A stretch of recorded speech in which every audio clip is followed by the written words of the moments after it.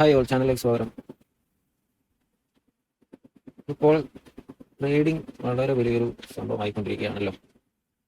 So നമ്മൾ ഈ ഒരു ട്രേഡിങ്ങിനെ കുറിച്ചാണ് ഇന്ന് നോക്കുന്നത്. അതൊരു ശരിക്കും ഒരു സ്കാമാണോ അതോ വളരെ വലിയൊരു സംഭവമാണ്?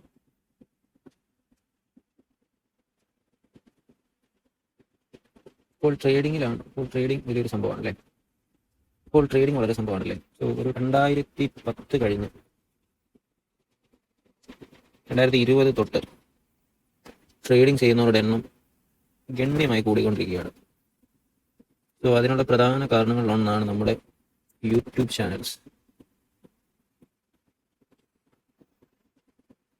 ആൻഡ് യൂട്യൂബ് ചാനൽസ് എന്ന് പറയുന്നത് മാത്രമല്ല, ഇവരെല്ലാം എക്സ്പേർട്സ് ആണെന്നും കൂടാണ് പറയുന്നത്. So they are teaching people to become rich etcetera. Okay, but ശരിക്കും ട്രേഡിംഗ് അങ്ങനെ പഠിപ്പിച്ച് വിൻ ചെയ്യാൻ പറ്റുന്നൊരു സംഭവമാണ്.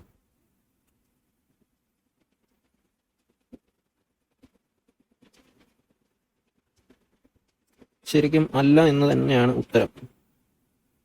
കാരണം ഇന്ന് ട്രേഡിംഗ് ചെയ്ത് സക്സസ് അല്ലെങ്കിൽ ഒരു പ്രോഫിറ്റ് ഉണ്ടാക്കുന്നവരുടെ എണ്ണം വെറും 0.1% അത്രയൊക്കെ ഉള്ളൂ. 99.8% ലോസ് തന്നെയാണ്. സോ അതിനുള്ള പ്രധാന കാരണം എന്ന് പറയുന്നത് ദിസ് ഇൻവോൾവ്സ് ഇമോഷൻ.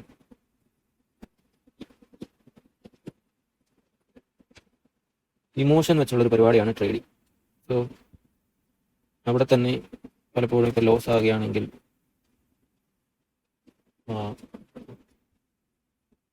വാശി വരാം, ഞാൻ കാണിച്ചു തരാം, അല്ലെങ്കിൽ ഞാൻ ഒന്നും കൂടി ട്രൈ ചെയ്യട്ടെ, അങ്ങനെയുള്ളൊരു സിറ്റുവേഷനിലേക്ക് പോകും.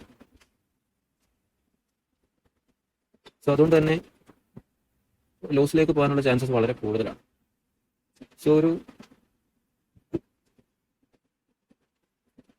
സക്സസ് ആയുള്ള ഒരാൾ ഒരിക്കൽ പോലും സക്സസ് ആകുന്നില്ല, അല്ലെങ്കിൽ ഒരു ടൈം ലിമിറ്റിൽ മാത്രമാണ് ഈ ട്രേഡിംഗ് കൊണ്ട് സക്സസ് ആവുന്നുള്ളൂ. ഫോർ എക്സാമ്പിൾ, ഇന്ന് നമുക്ക് പ്രോഫിറ്റ് കിട്ടി, സോ അത് അവിടെ തീർന്നു. നാളെ പ്രോഫിറ്റ് കിട്ടിയെങ്കിലേ നമുക്ക് കാര്യങ്ങൾ മുന്നോട്ട് ഓടിക്കാൻ പറ്റത്തുള്ളൂ. സോ അതേസമയം ഒരു ജോബ് ആണെങ്കിൽ ഇപ്പം 10,000 rupees സാലറി കിട്ടി four 1 month, and that is in your hands, and no one will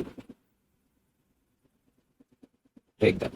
But ട്രേഡിങ്ങിനെ സംബന്ധിച്ചിടത്തോളം അങ്ങനെ ഒരു സംഭവമേ അല്ല. You can switch. നിങ്ങൾക്ക് അത് ലോസ് ലിമിറ്റ് ഒക്കെ വെച്ച് സ്വിച്ച് ചെയ്യാമെങ്കിൽ കൂടെയും it mainly involves emotions and there is less chance to be